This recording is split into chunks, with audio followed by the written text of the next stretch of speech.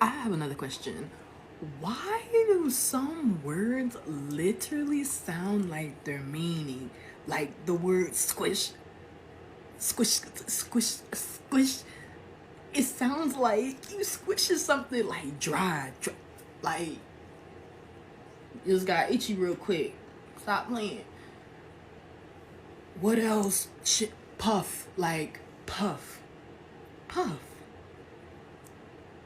Only here on 11 Alive, days of unanswered phone calls lead to a discovery that no family should ever face. Absolutely. So a young woman was found dead in her Atlanta apartment, but now her brother wants answers. So he flew all the way across the country to try to find out what really happened to his sister. But now he says no one is listening to him. 11 Alive's Angelina Salcido is live right now at Atlanta Police Headquarters. So Here is based on news reports, family interviews, and statements from the private investigator and Atlanta police. Some things are confirmed. Some things are the family's beliefs and concerns. I'll make that clear as we go. Now, let's talk about who Josephine was. Before the headlines, for Josephine's family, she isn't a case. She isn't a headline. She isn't just a name on a news graphic. She's their Jose, their 27-year-old daughter, sister, and friend. She grew up in Minnesota, in a family that stayed close even when life spread them out. She wasn't a stranger to struggle. Like so many young women, she was trying to build something better for herself. She had dreams. She had plans. She had people who loved her, and that's the part that hurts the most for them, because they didn't just lose a relative. They lost a whole future. Her brother, also named Joseph, described it in simple words during an interview with 11 Alive. We're broken. We're crushed. The wake and funeral are this weekend, and my mom just passed out maybe 30 minutes ago. It's all just too much. Can you imagine saying that on camera? Standing there, trying to stay calm for the world, while inside your family is falling apart? At some point, Josephine made a choice a lot of young people make. She left home for a bigger city.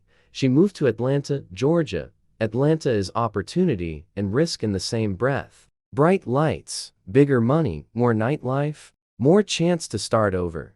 Josephine ended up working as a dancer at Gold Rush Show Bar, a club just a couple minutes from her apartment.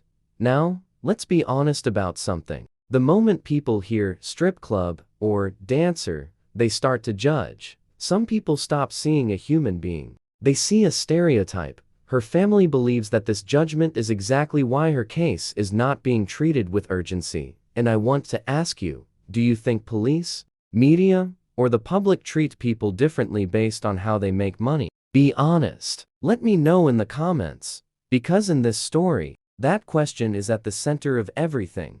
Let's move to late September 2025. For Josephine's family, contact was normal. Calls, messages, check-ins.so. When she stopped responding around September 28th, alarm bells went off. Her mom worried. Her brother tried calling and calling. You know that feeling when you keep redialing, but the phone just rings, or it goes straight to voicemail? At what point would you panic? After a few hours? A full day? Tell me below. How long would you wait if your sister or daughter suddenly went completely silent? For Josephine's family, it didn't take long for that fear to kick in. They contacted Atlanta police and asked for a welfare check basically. Please go to her apartment and make sure she's okay. But according to the family, it wasn't that simple.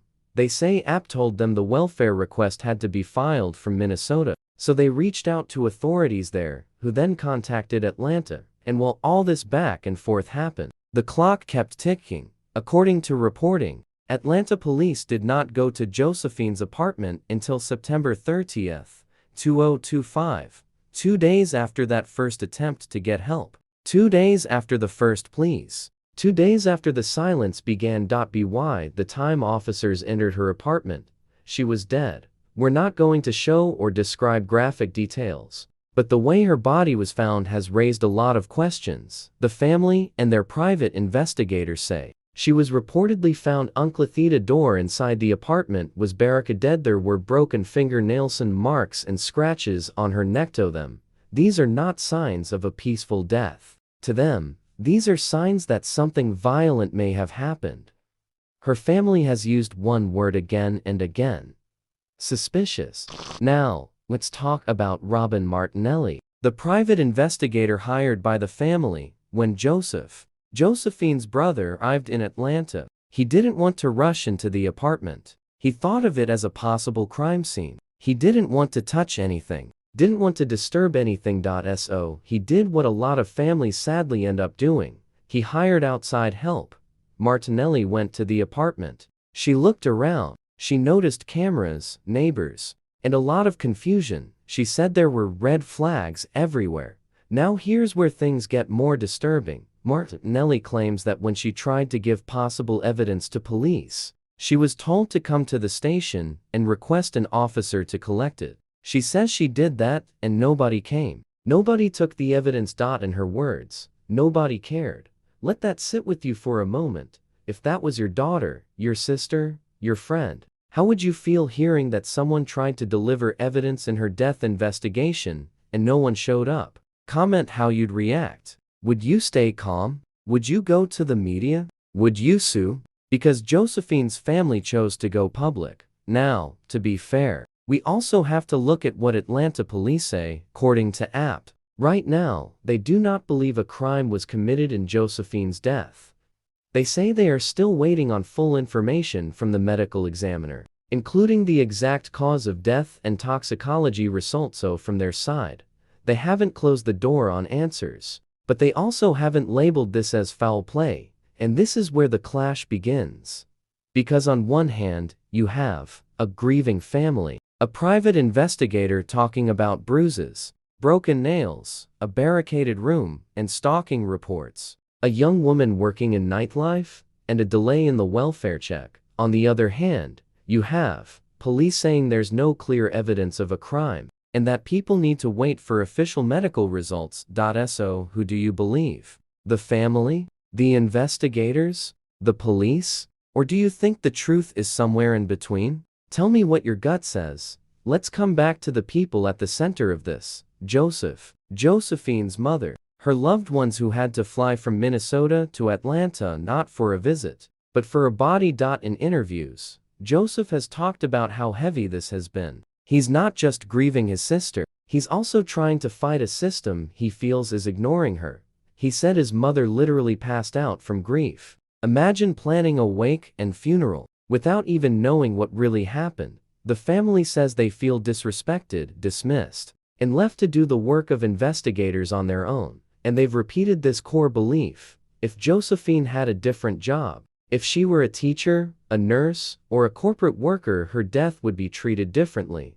That's their view. Do you agree? Do you think being a dancer or working in a club changes how seriously police and media treat you? Tell me honestly. We need to say this clearly.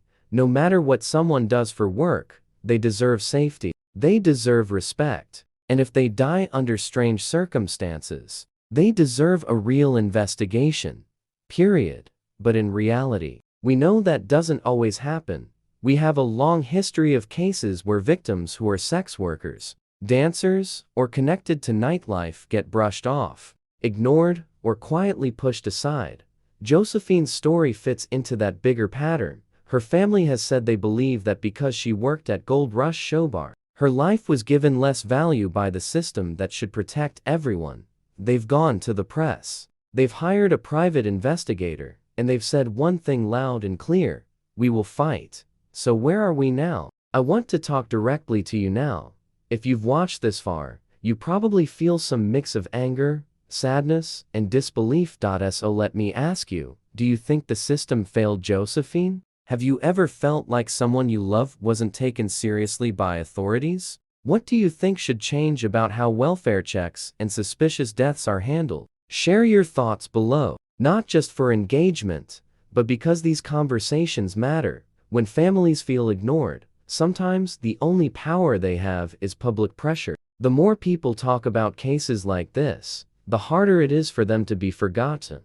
Josephine Tarwai should still be alive. She should still be working, laughing, calling her mom, arguing with her brother over small things, planning her future. Instead, Her family is left with a grave, a stack of questions, and a fight they never asked for.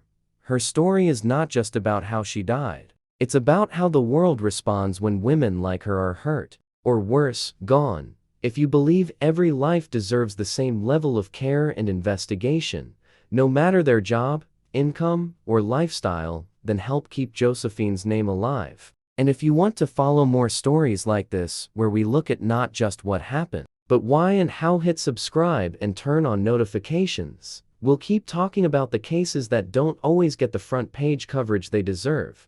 May Josephine Tarwai rest in peace, and may her family get the truth they're fighting for.